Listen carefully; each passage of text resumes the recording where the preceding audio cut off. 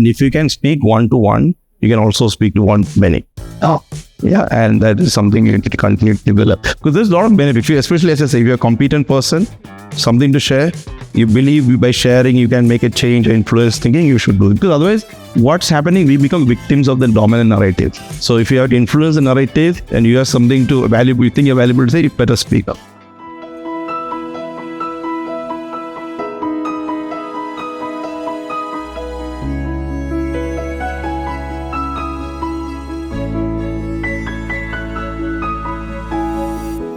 Hello and welcome to the Dreamcatcher Show, brought to you by Vatan Se, where we capture inspiring stories, one dream at a time. Associate sponsors, Singh Advisor, Satwik Certification Singapore, fashion partners, Kosha Sarees, media partners, Crazy Talk. And your host, Shalima Motial with you, has brought you an amazing guest on the show today.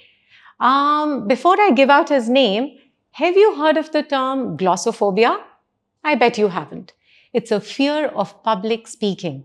75% of the population suffers from it. Today, we'll help you get rid of it just a little bit, and more if you watch us till the end. Our guest today, Mr. Manoj Vasudevan, is a world champion of public speaking. He's a leadership coach, a keynote speaker, CEO of Thought Expressions.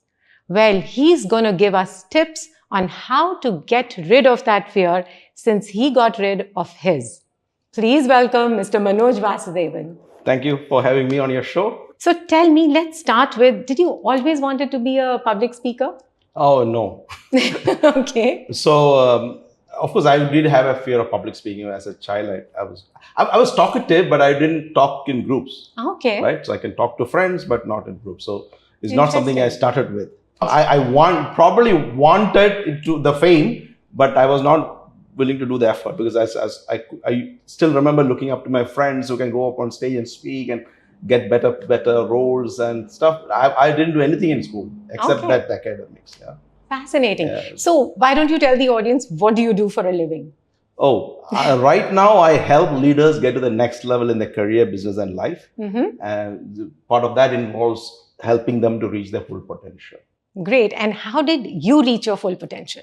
What was that turning point in your life wherein from, oh, I don't want to be in front of the crowd, to then becoming a world champion public speaker? That's good. So first answer, you will never reach your full potential. Okay. So goal is not something you try to reach, it's trying to always stretching. And so it's not the case of you saying I reached there and that's it. That's when you start to, fade away. Right. So what I have noticed in my journey and other people like me and others, goal is something so big that you're always looking up to you because humans are goal-seeking machines. Right. We need goals to operate. So goal is giving you a direction that is not really a destination because when you get close to the goal, you're on the road and the road turns, right? Okay. So, and to some other, and that you should be open for that opportunity. So going back, I was shy of wrestling, but one good thing is my father knew the importance of leadership and public speaking. So whenever there was an event in the city, he used to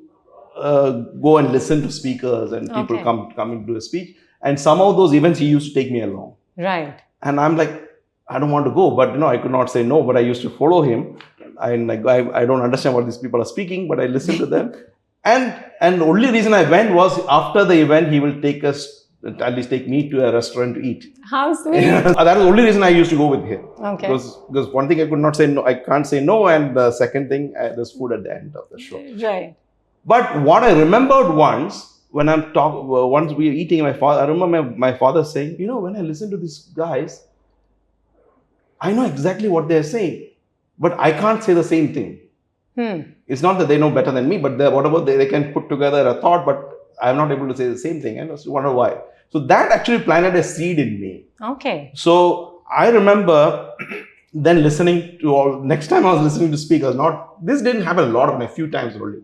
But whenever I see an event, I'm looking, the guy with the microphone is the most powerful person in the room. Right. He has so many listening ears. And they can influence the thought process, direct people to a certain direction. They're the most powerful people.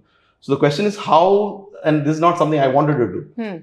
But my father also enrolled me in a summer camp when I was around 13 years. Okay. And so summer camp was fine. But the last day, there was this opportunity where the camp leader said, everybody please come to the front of the room before you collect your certificates. Tell us what you want to be, what you want to do in life. Right. And this was my first public speaking. Okay. At 13 years of age. 13 years old. So one by one, people came in, said something amazing stuff, and they collected a certificate. And I was also very excited. Went up, stood there. You froze. And I didn't know what to say. And technically, I was frozen for like 5 minutes. Oh no. And at some point, the camp leader, the people were saying, hey, say something, say something. And the camp leader says, say something. Total silence. Then I think the camp leader didn't want to prolong my suffering. So here is a certificate. No? Go. So I went back to say, one thing I decided, and on the way back, all this, how come you didn't say anything? How come you didn't say? You could have said something. You could have said something. Yeah, that's true. I could have said something. I don't know what to say. I don't know what happened. Okay. So one thing I decided, I'll never do this ever again. Oh my God. Because I tried to avoid it, but I had very few chances later. Once in my university, I had one chance, but that I read from paper. But then when I started working, that's when I realized this is something serious stuff. Right. Even I remember in university, my father tried to enroll me for an oratory club. I didn't do it. But when I started working, I realized people, and I did my MBA, I did, but then first I noticed people who really get ahead in their career, business, and life are those who have mastered 5 core skills. And my argument is, if you do not master these 5 core skills, you'll always be performing under your true potential. Wow, okay. So ability to connect. When you meet people, how do you connect with them, and also connect with them in the right way? Yeah.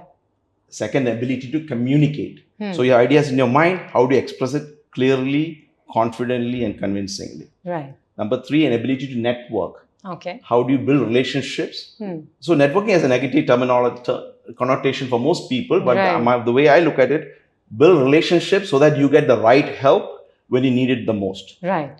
The ability to lead, leading people, leading with exception, how to build high-performing teams without your direct supervision. So the best leaders I've coached, those are people never busy. Best leaders are never busy. Lovely. Okay? Because they know how to run teams. Yeah. And the 5th one is the ability to influence. That means not only communicate, how do you influence in the way that people's thoughts are formed and you shape narratives. Wonderful. So tell me something, people who come and take these training from you are like really very scared of public speaking, or they're okay and they want to like better their skills, or you have like a whole mixed bag of right from people who are so nervous to even speak in front of 2 people to people who are scared to speak in front of say 20,000 people. Oh, I have a whole range of people. Okay. But when you asked this question, the first thing that came to mind was the first person who came to me for coaching. Okay. And this was actually my colleague. And he's a British citizen, so his English is so good, right? I mean, I worked with him in a project. He's really good in networking. He can communicate, he can connect, he can lead, he can do everything. Okay. And he came to me and said, Manoj, I want you to coach me. I said, I should come to you for coaching, right? You are coming to me for coaching. Why? He said, no, that's fine. I can communicate one-to-one. But once I was in an office setting, where I was asked in a round table to stand up and summarize the table's discussion. I said, and I could not speak because the moment my sound came from the speakers, I froze, and my wedding is in like 4 weeks, and I need to do my wedding speech. Oh. And so we have this perception that a lot of people have fear. Right. Right. And so the group of people I coach is from normal starting people to like billionaires who run big organizations. Okay. They also have fear. Okay. And so the fear never stops. It's like the food chain never stops, right? Like every time they're afraid of something. Yeah, as I said, 75% of the population has this fear of public speaking, right? Yeah. Even if it's in front of familiar faces, family members. Suddenly when, you're meeting up 20 people in the family, even to stand up in front of them and speak, like this friend of yours, he's attending his own wedding where he knows everyone who's coming and he's still scared of speaking. Yes. Okay, so tell us 3 tips that any layman can use to get rid of his or her public fear. Okay, so my gut feel is 90% of people have fear of public speaking. Okay. Right? So the first thing to understand is a mindset shift. So if one CEO asked me what are 3 things, I said mindset, message and mechanics. Mindset is actually knowing that there's a benefit in learning this skill. Right.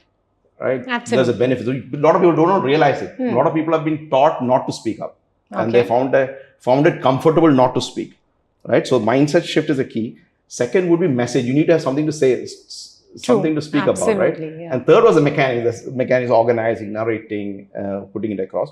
But even before I say that, I should address the root cause of the fear of public speaking. My take is there is no fear of public speaking. Nobody has a fear of public speaking. Okay, what people have is a fear of public shaming.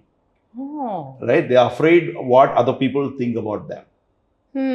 Right? It's not that the people know, as you said, people can speak in groups, but when it's in the group, they're afraid of what will I fail? What will people think about me? What will happen to me? They will realize I'm not good enough. Whatever, that's all. So the judgment, public judgment. So ego is at the root of the fear of public speaking. Your ego, right? So we want to protect our ego. And if you really look deeper, ego is a fake reality. Doesn't really exist. There's another conversation, but ego is the root cause of the fear of public speaking. So if somebody who's like, it's okay, if people laugh, it's okay, I don't care, I just want to go up there and speak, that person is easily coachable then, right? No, the key is to understand this happens because of the ego. So that's the first milestone of public speaking. Okay. So I call it the me milestone. The first you start, you're all about me. Right. How do I look? How do I quote? Will people laugh? Will people connect? So me. This where the fear is the maximum. Okay. So the higher, that's where the ego is also higher, right? You all focus on you. And rightfully, that's why most people will not even try this option, because you rather be comfortable in your skin sitting than shine. Yeah, safe than shine. So you want to be safe. Yeah. Okay. Second milestone is what I call message. So first was me. Second is message. Message is you learn how to speak. You know the techniques. So you can put together a conversation. You can come on stage and speak.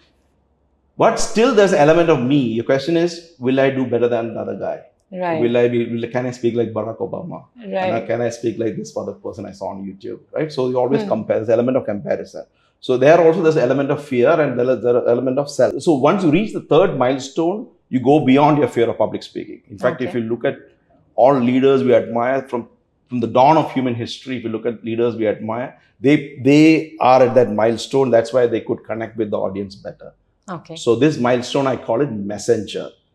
So the point of messenger is your journey of life. You learn something, you have certain beliefs, values, strengths, something you learn, and you're going to share it with the listeners in hope that and the belief that is going to benefit them. So your role is not going to impress the audience. Your role is not going to do the perfect speech. Your role is as a messenger, if I were to use the word postman, you deliver the letter. You're delivering your speech and you're done. You're not going to open it because you detach yourself from that message, because your objective is to benefit the audience. And whenever you see people who are generous, kind, sharing, you connect with them because they have your best interest and you give them a listening ear. That's beautiful that you say that, because, the spiritual organization that I go to, there also they say that we human beings should act like the mic. And mic doesn't feel that, whatever's coming through me are my thoughts. It is the speaker's thoughts. So similarly, as human beings, what are we projecting onto the world is coming through, God's channel, and whatever we are projecting here, the learnings of life. So we cannot be in that ego. So talking about ego, you think people with high ego are poor speakers then? No, it's not. So ego is something you remind me about a very popular CEO who I was coaching, and he asked me this question. It was a winning question. Nice guy, okay? It's not a bad guy, but he's always acting humble. Acting humble, okay. He has reason not to be humble, okay? Because he has money, he has fame, he has power, he has everything, right? He has reason not to be humble. So, but the question he asked me was, Manoj, how can I be more humble? Okay. So then actually that question itself is wrong, because he is trying to appear humble, not like really being humble, right? So it's not that ego stops you from being a speaker. You will not feel good about what you did. You always think you would have done better after a speech. Interesting. Okay. So best way to annoy any speaker is give them a feedback right after their speech. Oh And no. then they will hate you for life. Actually, I had a friend. He's a good guy. He wants to serve people, but everybody hates him. So one feedback I gave him was, you stop giving feedback to speakers right after they come off stage. Because that's Right. when their self-esteem is at the lowest. You tell them a feedback next day, but also on the following day, but at that time, say something nice about what you heard. Because Absolutely. that's what they yeah. want to hear, because Right. it feeds the ego. Right. So now that we're talking about public speaking and getting on the stage, was there a time that you were on stage and things didn't go as per your expectation, and how did you deal with that then? Okay, so there is one event that comes to my mind. I was competing to be the world champion of public speaking. Right. That's a very tough competition. There are 35,000 speakers from 142 countries. It's a tough competition. So once I reached the semi-finals, and this happens in the US, I flew to the US 2-3 weeks early. Then I stayed in a hotel.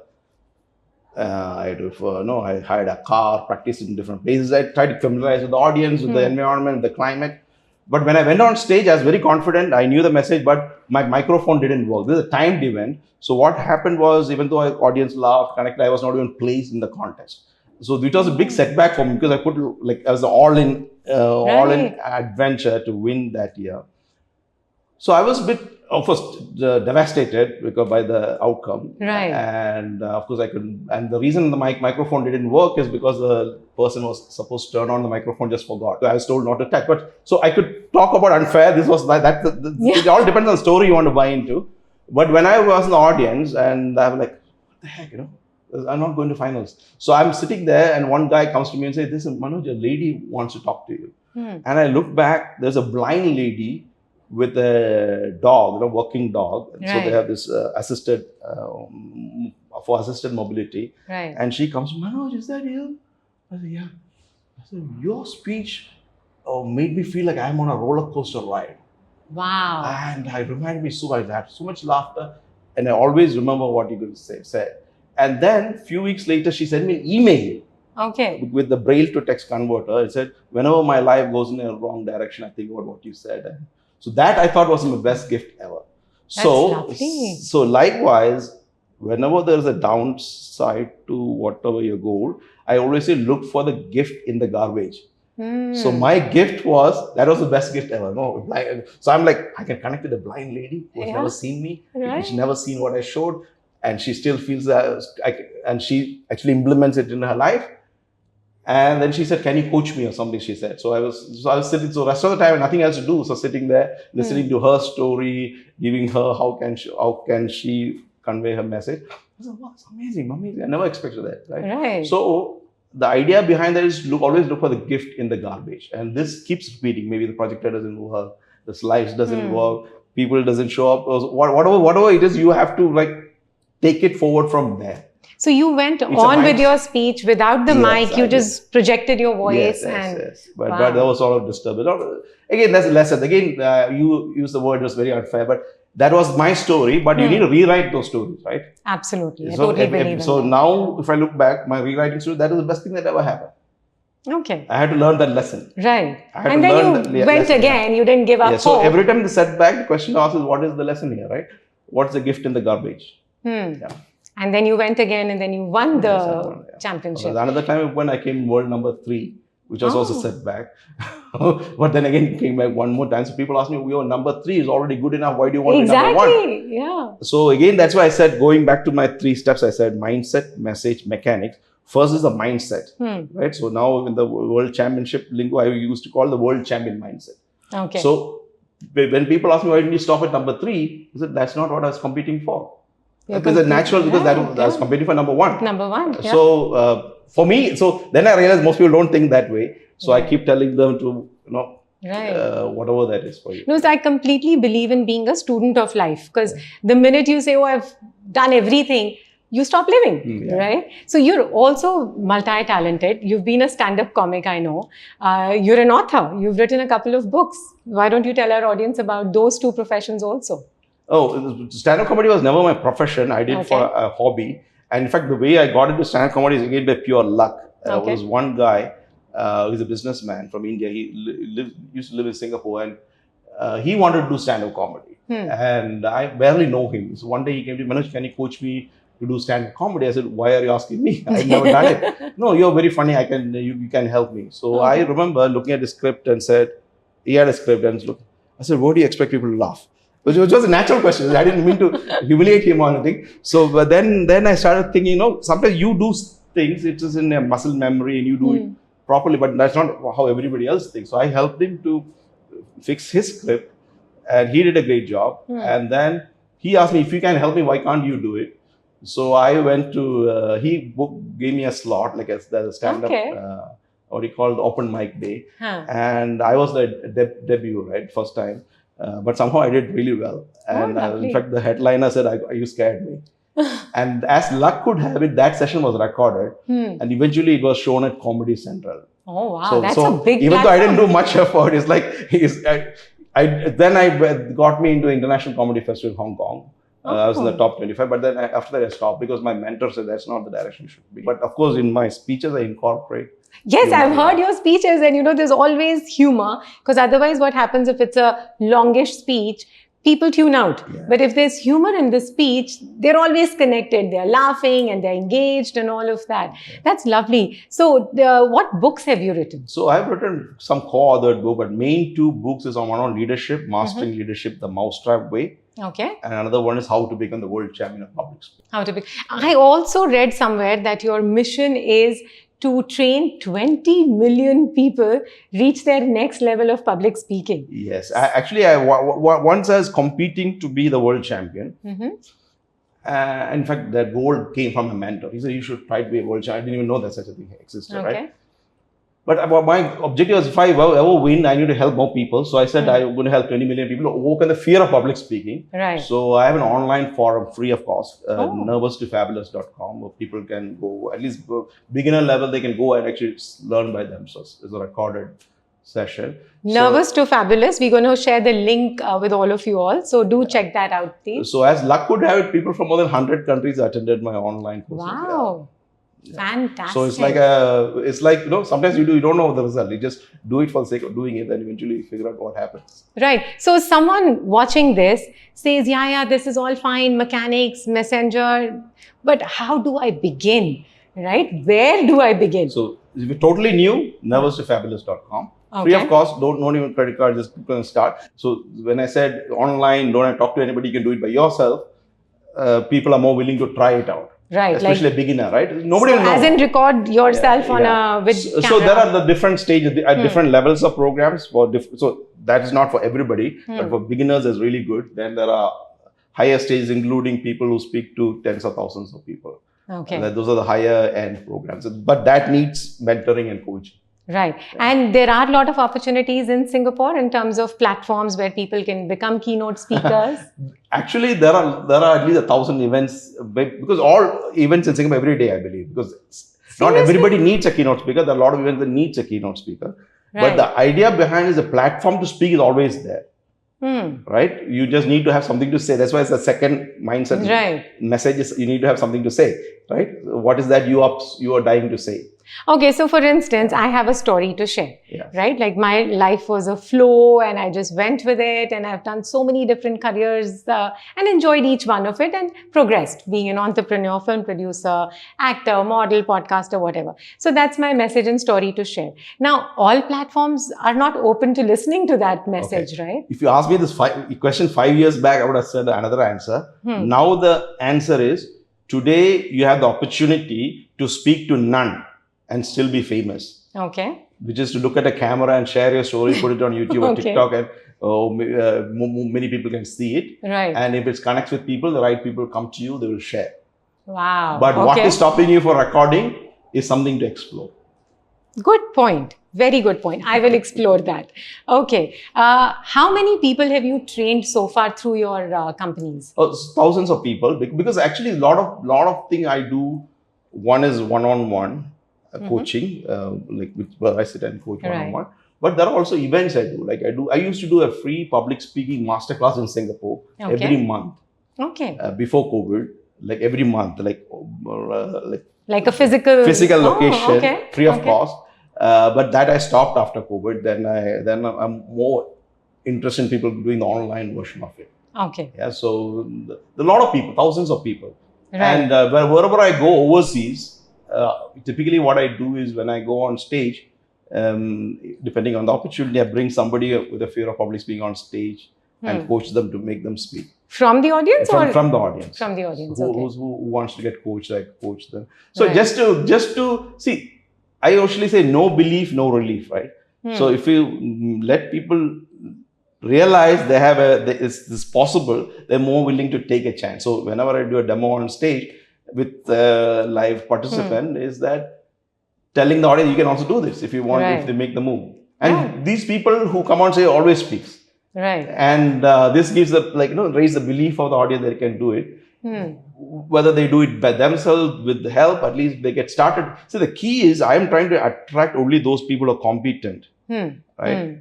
That's why I said mindset, message, mechanics. Right. So the problem in the world is there are a lot of competent people who are not influential enough, not authoritative enough, not achieving enough, just because they don't have confidence. But on the other side, so I said competence without confidence, right? So competent but no. But on the other side, the real problem in the world is there are a lot of confident people who may not have the real competence. Okay.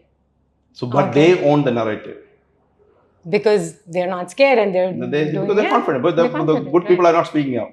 So my objective is actually find those good people who want to speak, right? So I just put some hurdles to make sure, filter the right people to work with. Right. Yeah. In fact, I've noticed many a times, in big gatherings, there's a speaker talking, addressing the crowd, and then he'll ask a question or she'll ask a question, and people are scared to even raise their hand. Yes. Actually, one of the things I mentioned in my book, Mastering Leadership the Mousetrap Way, it's actually called the Mousetrap Way because it was the story of the mousetrap.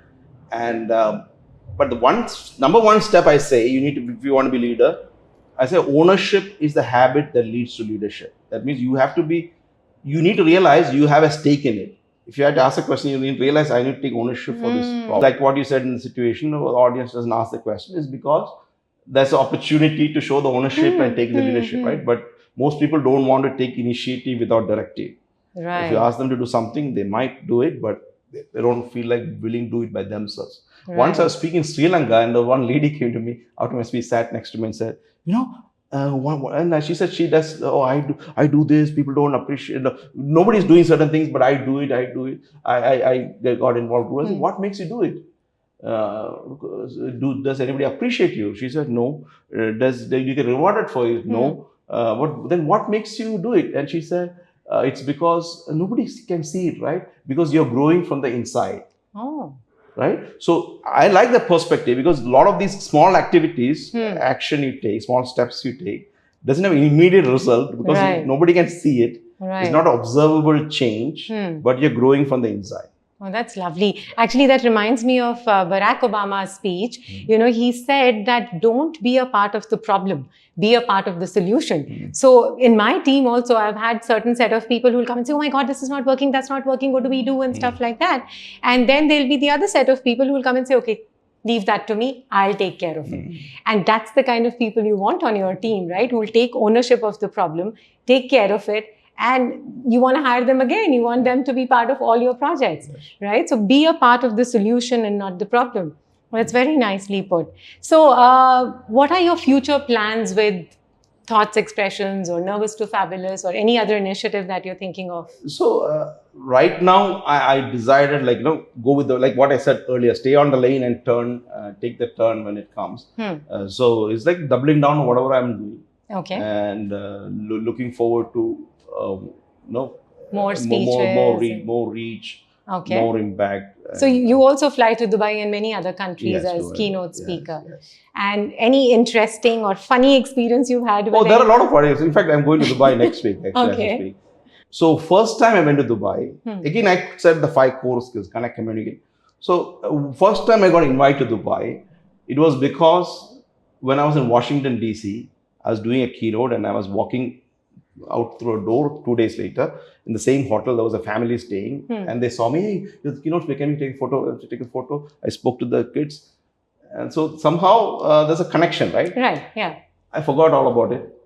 Then next time somebody connected with me on LinkedIn and from Dubai, and I said, what do you do?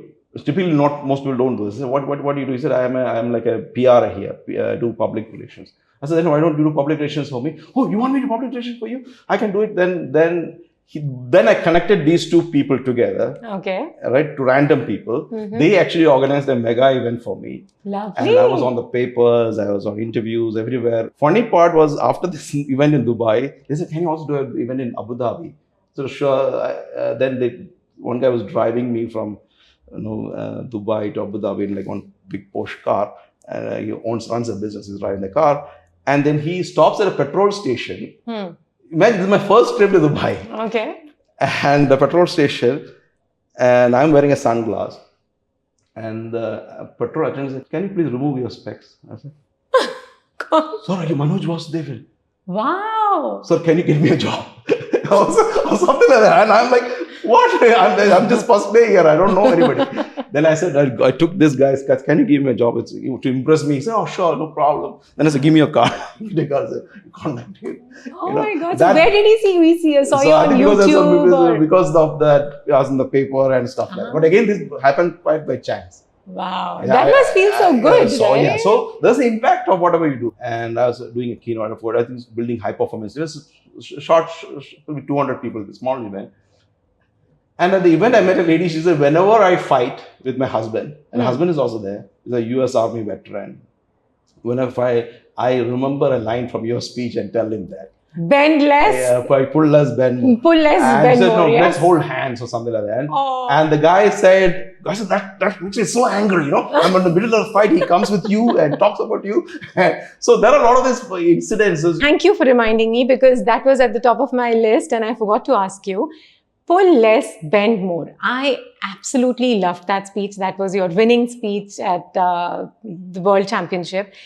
Tell us a bit about that, the gist of that speech, because it'll help so many couples just hearing the gist of that speech. Yeah. So, of course, you can watch it on YouTube, full version. We'll share the link. But the whole idea behind that, whether you are doing the speaking international audience or whether you are doing keynote speak, see, people ask you, you get paid. That's not the whole point. The whole point, you are actually fundamentally, you've got an opportunity to shape people's thinking, influence their thought process.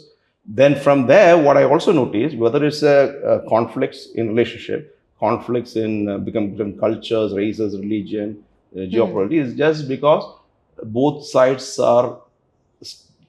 stick to their position. So ego, again going back to ego, is the root cause of that friction. Yes. So because of ego, people pull both sides, and then it aggravates. Right. So let them go watch it on YouTube. Let them go watch. I use a metaphor that's very sticky. Yes. And there are a lot of people use that line for as a tagline for the business. It's a similar one. Yeah. Yeah, I know it's a lovely message and it resonated with me a lot. And also, I've learned that ego, the full form is when you have ego, you're edging God out. Right? So when you're operating from a place of ego, then God is nowhere around you. So if you want God to be around you, then you can't be living in the ego. So I thought that was a lovely acronym they used. One thing that comes to my mind is you were shy as a kid growing up of public speaking. You got into a consulting job, different profession and all. What was the catalyst for you to move from that job into then public speaking, and that too at the highest level? So there's a number of triggers. Number one was when I was I was an engineer, right? So then I got my first job in consulting. One of my jobs in consulting. And then I realized, as I mentioned, the 5 core skills, I was lacking it. Right. Oh, you were lacking those. Okay. And nobody told me that I had to learn this, right? So I had to, so that's something I figured out. And then I said, if I don't master this, it's going to be a trouble. And as I learned, it took me a lot of time to learn these, like really establish myself in some of these core skills, generating income, running a team, getting things done, running a family, all these things has been a learning for me. Then public speaking happened later. When only later did I realize public speaking is a skill that actually you have all these. You need to connect with people. You need to communicate. You need to network. You get a best opportunity to network. Everybody knows about you, right? Second is you can lead because you are seen as a leader. You can speak and you can influence. So there are a lot of opportunities there.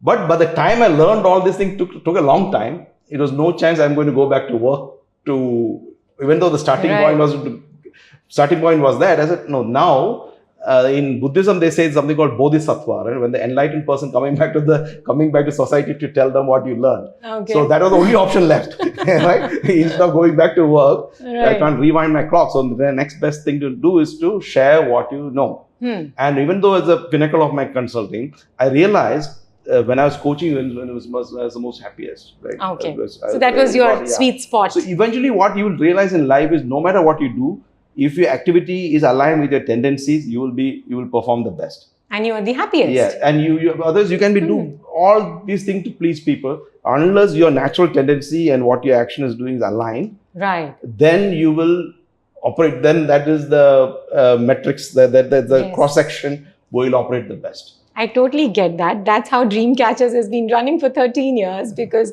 whatever projects we undertake is very aligned to our passion and the message that we want to give out to the world. That's lovely. One last question. There are people like myself and many other actors I know who've done a lot of theatre, public performances, films and everything. Still, just before you get on the stage or the word action hits, there is that sudden flutter of the heart or something that tells your mind, oh God, are you ready? Are you ready? You know, that fear or doubt, despite having practiced your speech or your dialogues, everything. And then, of course, once you're on stage, it kind of goes away. But just before you step on that stage, what is your mantra? Okay. So if you really dig your deep root cause of it, it can be different for different people. Okay. I can give you a lot of humorous examples. There are people who forget their name. Oh God, you serious? If the fear is so high, they actually forget their name, right? And so it's all physiological reactions. Conscious triggers, subconscious process, and physiological reaction, right? But the key thing, you need to know yourself. That's a fundamental thing in leadership. I say know thyself. This is from a long time ago. People have said that. Most people are not self-aware. Okay. A lot of people who claim to be self-aware are also not very self-aware, right?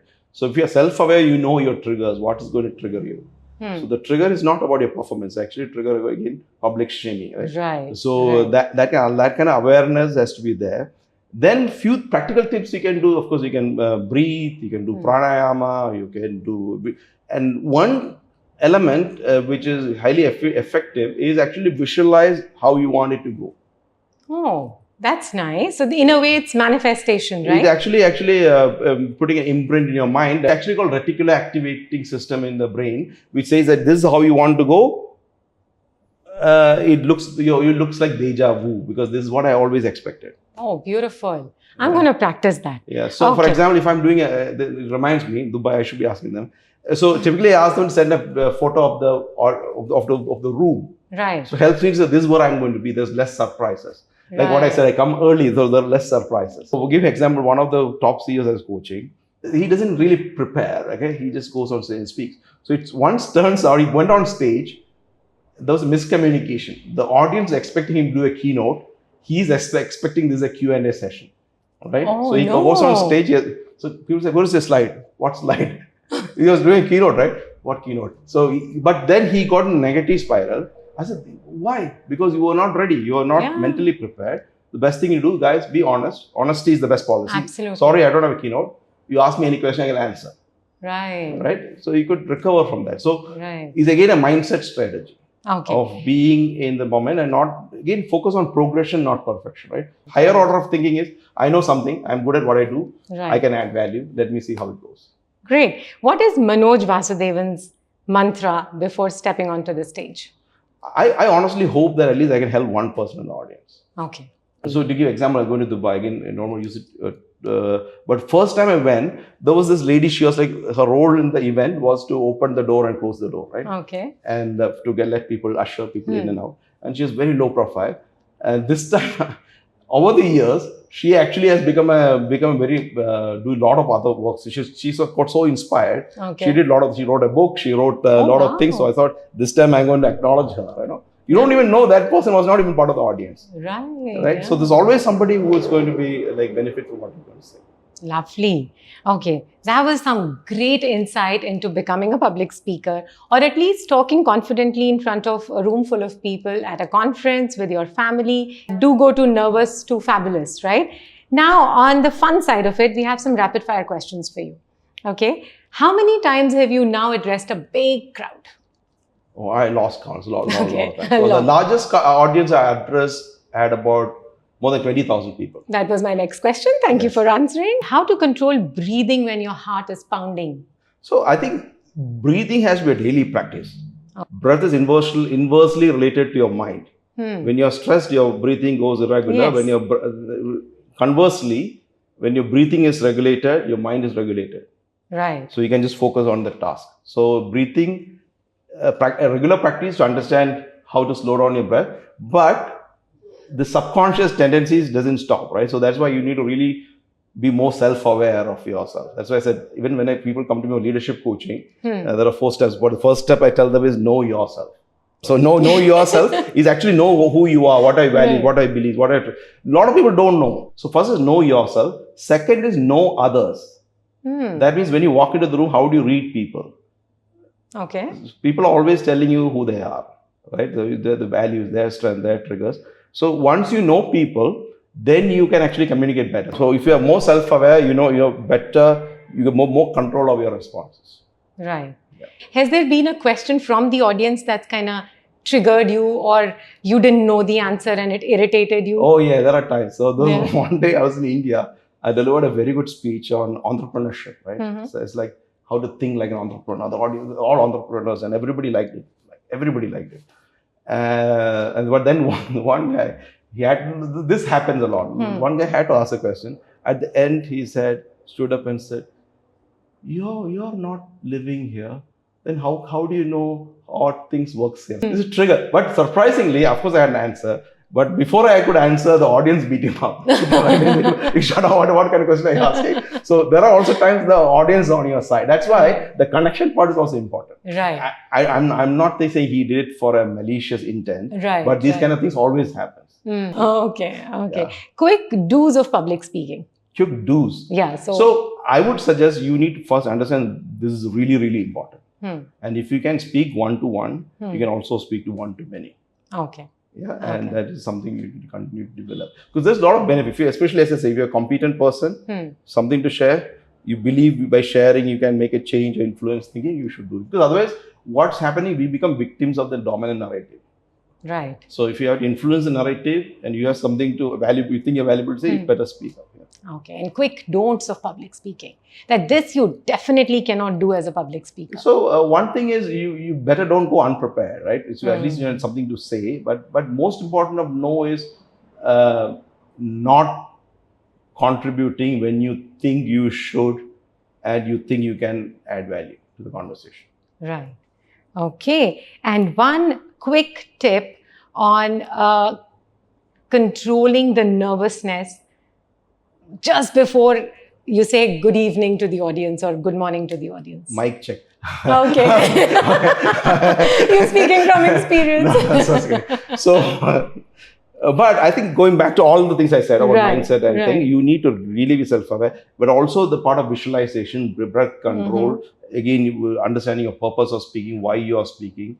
One of the best feedback I got from my mentor, it took me years to understand what he's saying. He said, Manoj, don't speak like a speaker.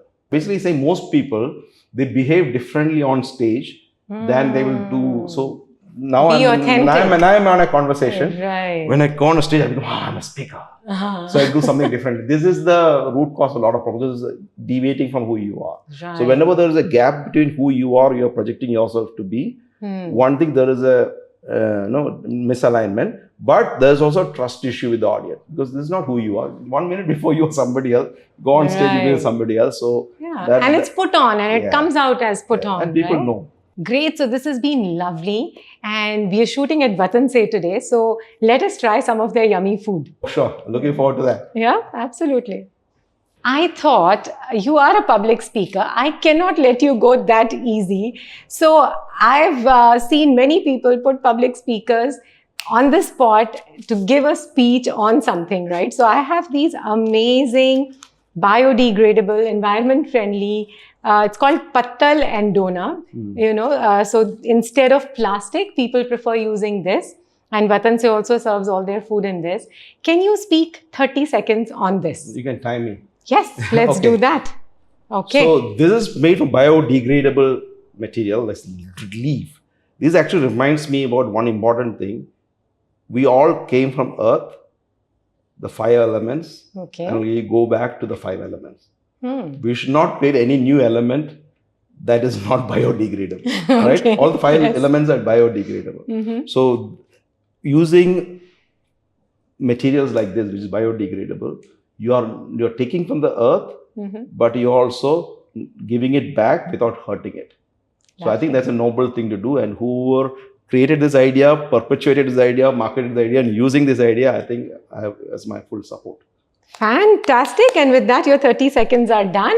And now you've truly earned the papdi chaat we're going to serve here.